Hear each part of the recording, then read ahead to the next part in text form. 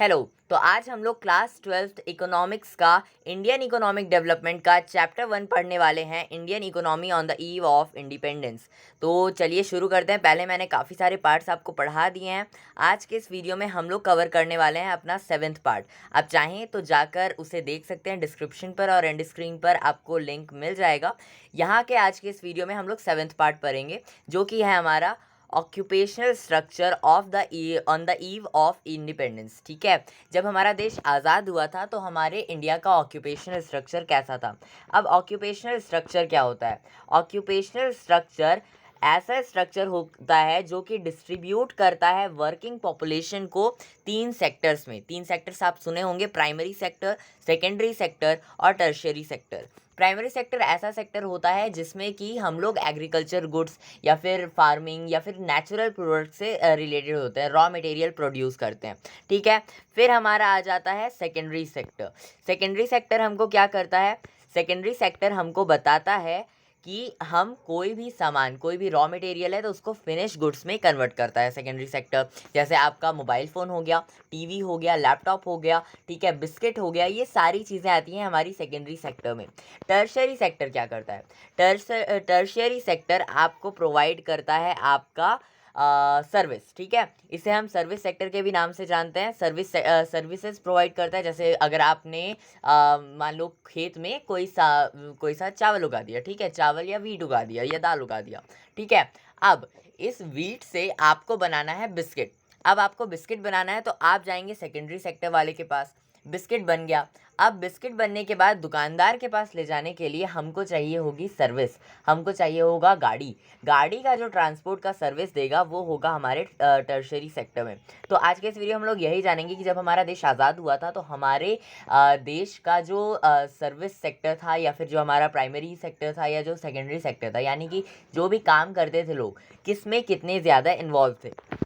ठीक है, तो यहाँ पर हम टेबल 2 में देखेंगे, table two shows occupational structure of Indian economy at the time of independence. The data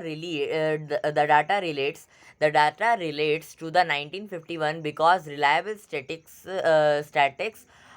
for the year 1947 are not available. तो यहाँ पर हम टेबल 2 में जो डाटा देखने वाले हैं, आप यहाँ पर डाटा देख सकते हैं, ये हमको शो करेगा क्या हमारा जो देश था उसका इकोनॉमी किसमें कितने ज़्यादा तरीके से इन्वॉल्व था। तो ये जो डाटा है ना, ये 1951 का है। हमारा देश कब आज़ाद हुआ था? 1947 में आज़ाद हुआ था, ये हम सभी को पता है। और हमारा देश 1947 में आज़ाद तो हुआ था, लेकिन उसका डाटा हमारे पास अवेलेबल नहीं है, इस बुक में अवेलेबल नहीं है। इसीलिए हम लोग आज जानेंगे 1951 के डाटा से। ठीक है, 1951 के डाटा को अगर देखा जाए तो जितने लोग प्राइमरी सेक्टर में थे, प्राइमरी सेक्टर में कितने लोग थे? एग्रीकल्चर प्रोडक्ट्स में हमारे 50% लोग थे। टोटल प्राइमरी सेक्टर में जो लोग थे वो 72% इन्वॉल्व थे। यहाँ पर आप ब्लू कलर से देख सकते हैं कितना बड़ा पोर्शन हमारा प्राइमरी सेक्टर का है।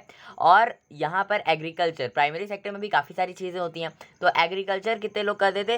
72% में 50% लोग एग्रीकल्चर करते थे 1951 में। ठीक है, फिर एग्रीकल्चरल लेबर कौन थे? मतलब कि एग्रीकल्चर नहीं करते थे, खाली वहाँ पर काम करते थे। ठीक है, जैसे गाय चराना, ये सारी चीज़ें। तो यहाँ पर 19.7% लोग इन्वॉल्व थे।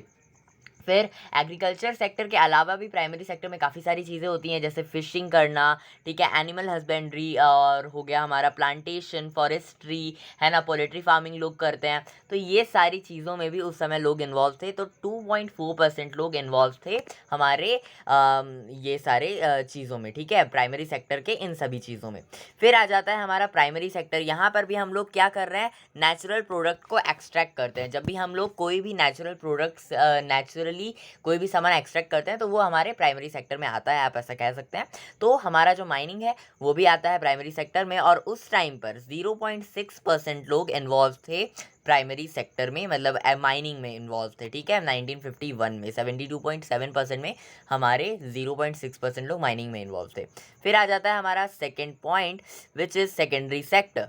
सेकेंडरी सेक्टर में क्या है हमारा?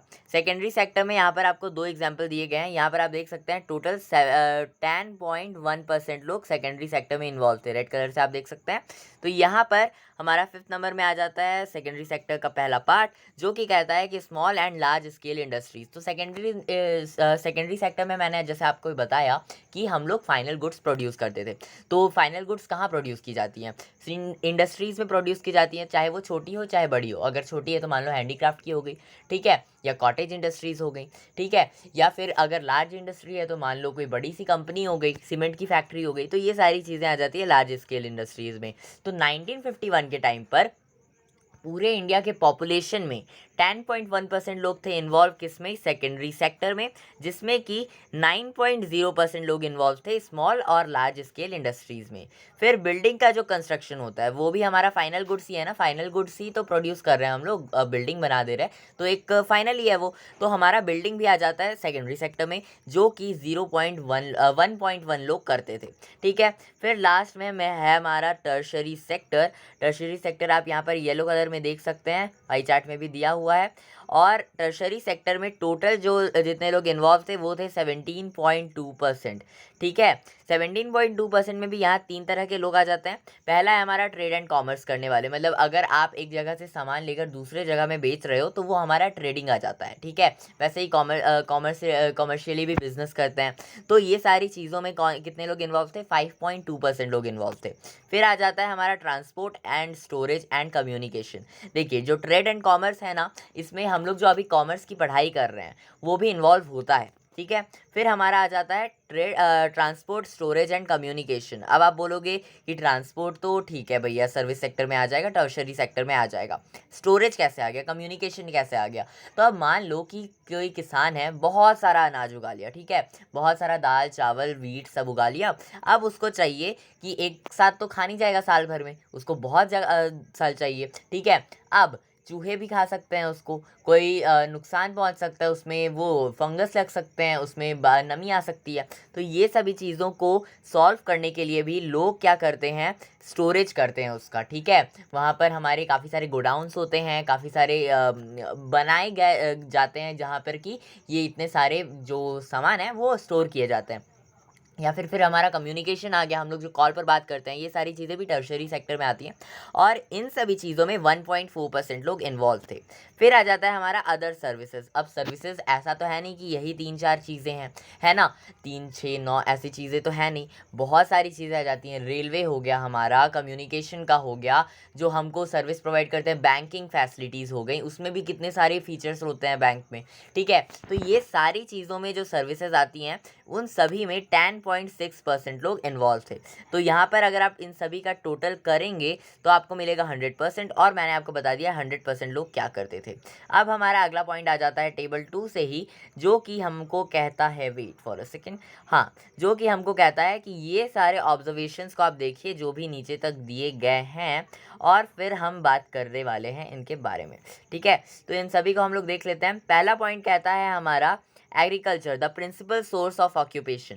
अब अगर आप यहाँ पर देखेंगे तो ज़्यादातर लोग 50% लोग, देखिए 72% लोग तो हमारे इन्वॉल्व थे एग्रीकल्चर में, उसमें भी 50% लोग टोटल क्या कर रहे थे?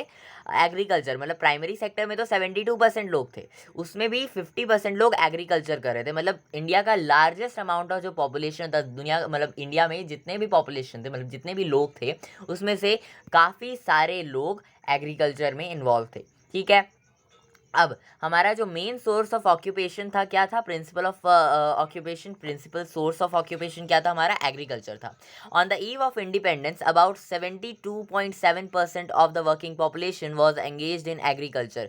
तो जब हमारा देश आज़ाद हुआ था उस समय 72.7% लोग, वर्किंग पॉपुलेशन जो था वो हमारा किस में एंगेज था? एग्रीकल्चर में था। तो यहाँ पर आपको एक मोटा मोटी बता दिया गया है, यहाँ पर हमारा एक्चुअल रिपोर्ट है जो कि कहता है कि 72% में 50% लोग इन्वॉल्व थे एग्रीकल्चर में, ठीक है।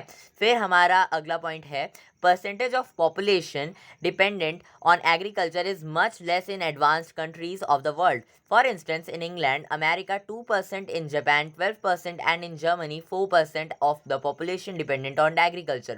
तो अगर आप बाकी सारे कंट्रीज से भी कंपेयर करेंगे हमारे इंडिया को अभी के टाइम पर भी, और उस समय के टाइम पर तो ऑफकोर्स करिए, तो आप देखेंगे कि जो भी कंट्रीज़ हैं ना जो कि एकदम से डेवलप्ड हैं, जो कि एडवांस्ड कंट्रीज़ हैं, है ना, जैसे हमारा अमेरिका हो गया, इंग्लैंड हो गया, जापान हो गया, जर्मनी हो गया, तो ये सारे कंट्रीज़ में ना बहुत ही कम डिपेंडेंट रहते थे लोग एग्रीकल्चर में। यहाँ पर आप इंग्लैंड और अमेरिका का देखेंगे तो सिर्फ 2% लोग एग्रीकल्चर पे इन्वॉल्व हैं, ठीक है। जापान का देखेंगे तो सिर्फ 12% लोग इन्वॉल्व हैं, जर्मनी का देखेंगे तो सिर्फ 4% लोग इन्वॉल्व हैं। तो इस तरीके से बहुत कम डिपेंडेंट रहते हैं लोग एग्रीकल्चर पर एडवांस्ड कंट्रीज़ में। तो ऐसा क्यों है? बिकॉज देखिए, अगर एक इंसान है ना तो उसके पास बहुत बड़ी ज़मीन होती है जहाँ पर वो बहुत सारे फसल उगाता है और फिर सरकार को बेच देता है। तो ऐसा कुछ होता है दूसरे देशों में, आप क्लास 5-6 के बुक्स में भी पढ़े होंगे ये, ठीक है। फिर है हमारा जियोग्राफी के बुक में, फिर है हमारा this establish backwardness two of the Indian economy at the time of independence. अब क्योंकि इतने सारे, इतना मतलब मोर देन 50% अगर पॉपुलेशन आपका एग्रीकल्चर पे ही इन्वॉल्व रहेगा, तो हमारा जो इंडियन सोसाइटी है वो पूरी तरह से कह सकते हैं, मतलब अगर एग्रीकल्चर गया तब तो समझो हमारा आधा देश गया। तो ऐसा अगर हो गया तो हमारा जो इंडियन सोसाइटी है वो काफ़ी बैकवर्ड हो गया था इसी वजह से, ठीक है। फिर हमारा अगला पॉइंट आ जाता है industry an insignificant source of occupation.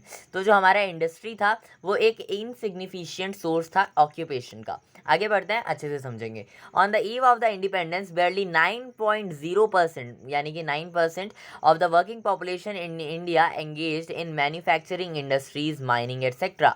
तो यहाँ पर आप देख सकते हैं कि जो हमारा इंडस्ट्री था, जो कि होना चाहिए था इंडिया में, वो काफ़ी कम था, इनसिग्निफिशियंट था, बहुत ही कम सोर्स थे उसके, ठीक है। वहाँ पर कोई भी उतना ऑक्यूपेशन था ही नहीं, इसीलिए सिर्फ 9% लोग इन्वॉल्व थे, किसमें? इंडस्ट्रीज़ में इन्वॉल्व थे। उसमें भी किस तरह की इंडस्ट्रीज़ जैसे माइनिंग हो गई, ठीक है। तो माइनिंग, ये सभी चीज़ों में लोग ज़्यादातर इन्वॉल्व थे उस समय के टाइम पर, ठीक है। As against it 32% in the USA, 42% in England and 39% in Japan are engaged in these activities. तो ये तो हम सभी को पता है कि USA, इंग्लैंड, जापान, ये सारी जो कंट्रीज़ हैं ये काफ़ी ज़्यादा डेवलप्ड कंट्रीज़ हैं, एडवांस्ड कंट्रीज़ है। और अभी के मामले में अगर आप अभी देखोगे तो USA में 32% लोग किस में इन्वॉल्व थे? इंडस्ट्रीज़ में इन्वॉल्व थे। 42% लोग इंग्लैंड में इन्वॉल्व थे इंडस्ट्रीज़ में, 39% जापान में इन्वॉल्व थे इंडस्ट्रीज़ में। तो आप देख सकते हैं अगर एडवांस कंट्रीज़ इंडस्ट्रीज़ में ज़्यादा इन्वॉल्व है और अगर हमारी इंडिया बिल्कुल भी इन्वॉल्व नहीं है, बहुत कम इन्वॉल्व है, तो अगेन जो हमारा इंडियन सोसाइटी है, इंडियन इकोनॉमी है, वो प्रूव करता है बैकवर्डनेस, ठीक है। फिर हमारा अगला पॉइंट आ जाता है, इसको मैं रीड कर देता हूँ। It further proves how backward the Indian economy was at the time of independence, sorry, okay. फिर है हमारा अगला point which is unbalanced growth. जो हमारा ग्रोथ हो रहा था ना इंडियन इकोनॉमी का, वो काफ़ी ज़्यादा अनबैलेंस था, कोई बैलेंस नहीं कर पा रहा था उसको। The table shows unbalanced growth of the Indian economy. How? यहाँ पर अगर आप टेबल देखेंगे तो आप देख सकते हैं कि इंडियन इकोनॉमी में ज़्यादातर पॉपुलेशन जो है वो एग्रीकल्चर में इन्वॉल्व है, ठीक है। यहाँ पर बाकी सारी चीज़ें हैं जो काफ़ी ज़्यादा ज़रूरी चीज़ें हैं, उसमें बहुत कम लोग इन्वॉल्व हैं। इसीलिए जो हमारा बैलेंस था या अपने कंट्री को डेवलप करने का, वो काफ़ी कम था, बहुत कम था, ठीक है। अब एग्रीकल्चर के सहारे ही तो आप नहीं बैठे रह सकते ना कि हम डेवलप्ड कंट्रीज़ बन जाएंगे, डेवलप्ड कंट्री बन जाएंगे, ओके, डेवलप्ड कंट्री बन जाएंगे। फिर है हमारा अगला point, growth is said to be balanced when all sectors of the economy are equally developed. However in case of India secondary and tertiary sectors were in their infant stage of growth. तो यहाँ पर अब जैसा कि मैंने आपको दिखाया कि यहाँ मोर देन 50% जो पॉपुलेशन है वो इन्वॉल्व है एग्रीकल्चर में, ठीक है। और यहाँ पर अगर आप देखोगे, यहाँ पर आप देख सकते हो ये टेबल, अगर आप देखोगे पाई चार्ट अगर आप देखोगे तो इसमें आप देख सकते हो मोर देन 50% लोग कहाँ पर इन्वॉल्व है? प्राइमरी सेक्टर में, एग्रीकल्चर में मेनली इन्वॉल्व हैं यहाँ पर, ठीक है। तो यहाँ पर जो हमारे सेकेंडरी सेक्टर और टर्शरी सेक्टर की जो ग्रोथ है वो एक तरह से पूरी तरह से रुक जाती है, और यही होता है हमारा इनबैलेंस ग्रोथ, ठीक है। इनबैलेंस ग्रोथ होता है, ये हमारा इनबैलेंस ग्रोथ होता है। और इसी वजह से जो हमारा सोसाइटी था, इंडियन सोसाइटी था, वो काफ़ी ज़्यादा बैकवर्ड था, क्योंकि यहाँ पर बैलेंस कुछ भी नहीं था। सारे लोग एग्रीकल्चर पर डिपेंडेंट थे, सारे लोग एग्रीकल्चर थे, खाते थे, कमाते थे, मतलब बनाते थे और खाते थे, दैट्स इट, नथिंग एल्स, है ना। डेवलप होने का कोई सोच ही नहीं रहा था। और फिर आ जाता है हमारा सेकेंडरी और टर्शरी सेक्टर, तो वहाँ पर ग्रोथ ना के बराबर थी, बहुत कम थी, बहुत ज़्यादा कम थी, ठीक है। अभी तो खैर बढ़ चुकी है, अभी हमारा सर्विस सेक्टर काफ़ी आगे बढ़ चुका है। फिर है हमारा hence the confusion that Indian economy at the time of independence was lopsided and therefore backward. और इन्हीं 3 कारणों की वजह से, इन्हीं 3 मेन कारणों की वजह से आई कैन से कि जो हमारा इंडियन सोसाइटी था वो काफ़ी ज़्यादा बैकवर्ड था। ठीक है, तो यही 3 मेन कारण थे हमारे, जिसकी वजह से जो हमारा इंडियन सोसाइटी था वो बैकवर्ड था। और आप चाहें तो आगे पढ़ सकते हैं। आगे मैं आपको बता देता हूँ विच इज़ दिस बॉक्स। तो इस बॉक्स को भी हम पढ़ ही लेते हैं, उसके बाद हम अगला पॉइंट अगले वीडियो में पढ़ेंगे। तो ये हमारा पहला पॉइंट ये कहता है कि assist in terms of occupational growth of the working population in India at the time of independence we get a disappointing picture of the Indian economy. तो अगर आप ऑक्यूपेशनल ग्रोथ पर देखेंगे, वर्किंग पॉपुलेशन को देखेंगे, तो हमें बहुत ज़्यादा डिसअपॉइंटमेंट होती है। क्यों डिसअपॉइंटमेंट होती है? बिकॉज यहाँ पर जो लार्जली पॉपुलेशन है वो पूरी तरह से एग्रीकल्चर और प्राइमरी सेक्टर पर इन्वॉल्व है। तो अगर यहाँ पर कुछ भी नुकसान होता है तो हम अपनी कंट्री को मैनेज नहीं कर पाएंगे, और इसी वजह से ये काफ़ी ज़्यादा डिसअपॉइंटिंग है। फिर है हमारा since bulk of the working population was engaged in agriculture, along with the fact that agriculture was merely a means of subsistence, Indian economy was in state of extreme backwardness। तो अगर आपने शुरू के videos देखे होंगे, शुरू का book पढ़ा होगा, तो आपको ये पता होगा कि हम लोग सबसिस्टेंस फार्मिंग करते थे उस टाइम पर। मतलब कि खाना है, मतलब बनाना है और खाना है, दैट्स इट। हमको बेचना भी नहीं है, कमर्शियलाइज भी नहीं करना। इसीलिए जो बल्क ऑफ वर्किंग पॉपुलेशन था वो एग्रीकल्चर सेक्टर में इन्वॉल्व था। वो भी इसलिए इन्वॉल्व था क्योंकि उन्हें खेती करके अनाज उगाना है, दाल चावल और सब्जी और वीट उगाना है ना, और फिर खाना है, दैट्स इट। उन्हें एक्सट्रीम बैकवर्डनेस का मतलब वो हो जा रहा था। ठीक है, मतलब काफ़ी ज़्यादा बैकवर्ड वो हो जा रहे थे। क्यों हो जा रहे थे? बिकॉज उनको बना के खाना था, उनको कमर्शियलाइज नहीं करना था, पैसे नहीं कमाने थे। वेल मुझे काफ़ी पैसे कमाने हैं, इसलिए आप मेरे वीडियो को लाइक करके चैनल को सब्सक्राइब कर दो और वीडियो पूरा देखा करो ताकि यूट्यूब मुझे पैसा दे। ठीक है, फिर है हमारा अगला point, the masses led their life in extreme poverty. और क्योंकि इतने ज़्यादा बल्क में जो पॉपुलेशन था हमारा, वो था कहाँ पर? एग्रीकल्चर में, प्राइमरी सेक्टर में। इसीलिए क्योंकि जहाँ पर देखिए, अब अगर आपका ये इतना ज़्यादा मास है, इतने ज़्यादा लोग एग्रीकल्चर में ही इन्वॉल्व होंगे, तो बाकी सारे सेक्टर्स का ध्यान कौन रखेगा? और अगर एक ही जगह पर इतने सारे लोग बढ़ जाएंगे तो यहाँ पर क्या हो जाएगा? हमारा डिस्गाइज्ड अनएम्प्लॉयमेंट। डिस्गाइज्ड अनएम्प्लॉयमेंट क्या होता है? ऐसा अनएम्प्लॉयमेंट जिसमें कि एक जगह पर मान लो 4 लोगों की ज़रूरत है, लेकिन काम कर रहे हैं 10 लोग। तो यहाँ पर जो 6 लोग हैं ना, वो डिस्गाइज्ड अनएम्प्लॉयड हैं। भले ही उनको सैलरी मिले, but then also they are unemployed. ठीक है, तो इसे हम डिस्गाइज्ड अनएम्प्लॉयमेंट कहते हैं। अगर आपको ब्रीफ में चाहिए तो आप मुझे कमेंट में बता सकते हैं, मैं आपको एक्सप्लेन कर दूंगा, यहाँ पर डिटेल में नहीं जा रहा। ठीक है, फिर है हमारा अगला पॉइंट 8, तो इसको हम अगले वीडियो में पढ़ेंगे। तो आज के वीडियो में बस इतना ही, मिलते हैं नेक्स्ट वीडियो में। Thanks for watching.